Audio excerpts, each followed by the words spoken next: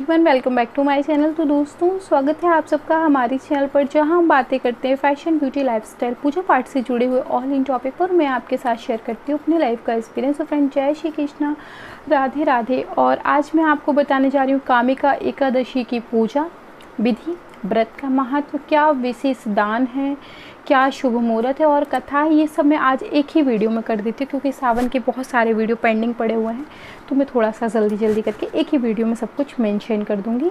और चलिए शुरू करते हैं। तो श्रावण मास की कृष्ण पक्ष की एकादशी को हम कामिका एकादशी कहते हैं। इसी दिन हमें जो है कामिका एकादशी मनाई भी जाती है। इस दिन भगवान विष्णु की पूजा और आराधना का बहुत ही उत्तम दिन माना गया है। इस व्रत से जीवन में सभी प्रकार के कष्टों का निवारण होता है और मनवांछित फल की प्राप्ति होती है। कामिका एकादशी उत्तम फलों को प्राप्त करने वाली होती है।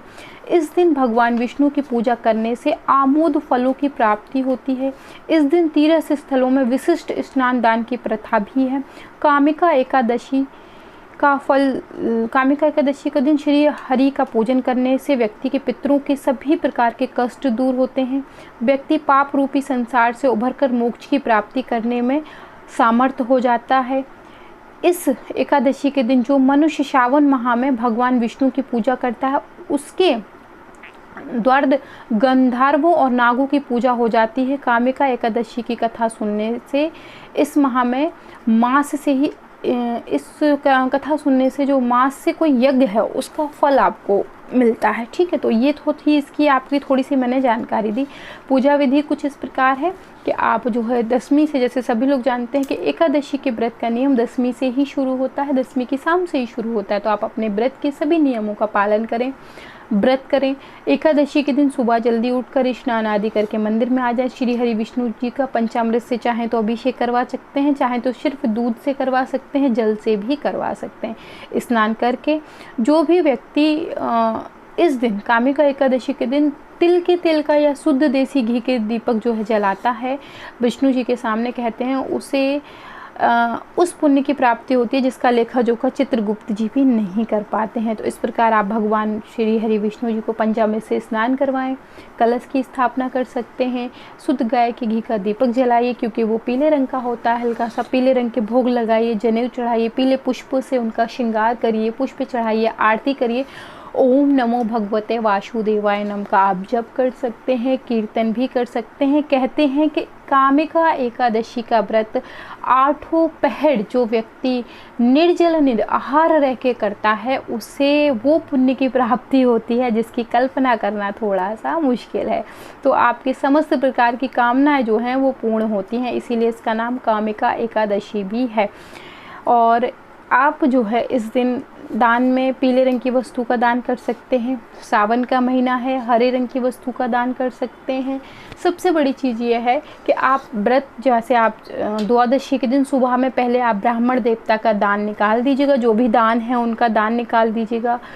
जो भी आप फल फूल भोग प्रसाद उन्हें देना चाहें वो आप उन्हें दे दीजिएगा, और उसके बाद आप अपने व्रत का पारण करिएगा। तो मैं कामिका एकादशी तिथि के बारे में आपको बता दूं तो बुधवार को कामिका एकादशी तिथि प्रारंभ हो रही है 10:19 PM पर 15 जुलाई 2020। गुरुवार कामिका एकादशी तिथि समाप्त हो रही है 11:44 पर PM पर 16 जुलाई 2020। पारण का समय होगा 5:57 से 8:32 AM तक।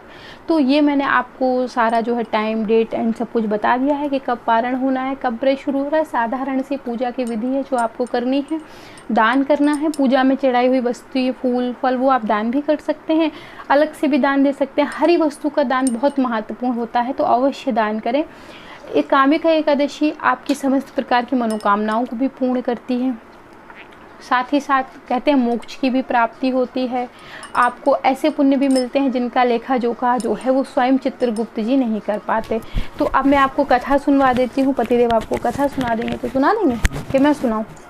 मैं सुना देती। चलिए, तो फ़ोन मत उठाएं अभी, ले माइक ले लें। कैसे सुनाएंगे? ले माइक निकाल देते हैं, हो जाएगा? हाँ।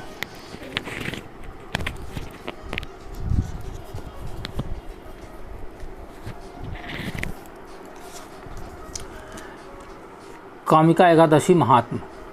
श्रवण मास के कृष्ण पक्ष की एकादशी भगवान कृष्ण बोले, हे युधिष्ठिर, श्रवण मास के कृष्ण पक्ष की एकादशी का नाम कामिका है। इसका महात्म्य लोकहितार्थ एक समय देवर्षि नारद ने पितामह भीष्म से पूछा था। उन्होंने इस पवित्र व्रत में भगवान विष्णु की पूजा कही थी।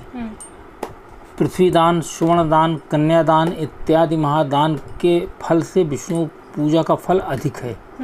कामिका एकादशी के समान विष्णु पूजा का फल है। जो फल मनुष्य को आध्यात्म विद्या से मिलता है, उससे अधिक फल कामिका एकादशी देने वाली है। भगवान विष्णु पर एक दल तुलसी का चढ़ाओ तो एक भार स्वर्ण और एक भार चांदी दान करने का फल मिलेगा। बढ़िया वस्त्र व अमूल्य आभूषण पर भगवान इतने तुलसी के प्रसन्न नहीं होते जितना कि तुलसी दल चढ़ाने से प्रसन्न होते हैं। तुलसी के दर्शन मात्र से पाप भस्म हो जाते हैं। वृंदा के स्पर्श मात्र से मनुष्य पवित्र हो जाता है। भागवत चरणों में जो तुलसी दल अर्पण करता है उसे अवश्य मुक्ति मिलती है। इस महात्मा को सुनने से मनुष्य यशस्वी होता है। बस इतनी सी कथा। तो फ्रेंड, छोटी सी कथा है। कहते हैं तुलसी दल अवश्य चढ़ाइएगा। तुलसी रामा श्यामा कोई भी ले सकते हैं। तुलसी तो वैसे भी श्री विष्णु जी की पूजा में विशेष महत्वपूर्ण होती है, तो तुलसी अवश्य चढ़ाइएगा। दान भी करिएगा। दान का अपना ही महत्व होता है, क्योंकि भगवान शिव का महीना तो हरे पीले रंग का दान कर सकते हैं। जो भी दान करें उसमें तुलसी के पत्ते अवश्य रखिएगा। आशा करती हूँ वीडियो ज़रूर पसंद आई होगी, और अगर पसंद आई तो लाइक करें, शेयर करें, सब्सक्राइब करें, कमेंट करें एंड बताएं मुझे कैसी लगी आपको कथा, क्योंकि कथा आपके जीजू सुनाते हैं, आप उनसे ही सुनना पसंद करते हैं। तो मैं मिलती हूँ विद न्यू वीडियो, तब तक के लिए जय Shri Krishna, Radhe Radhe, bye bye friends, bye bye.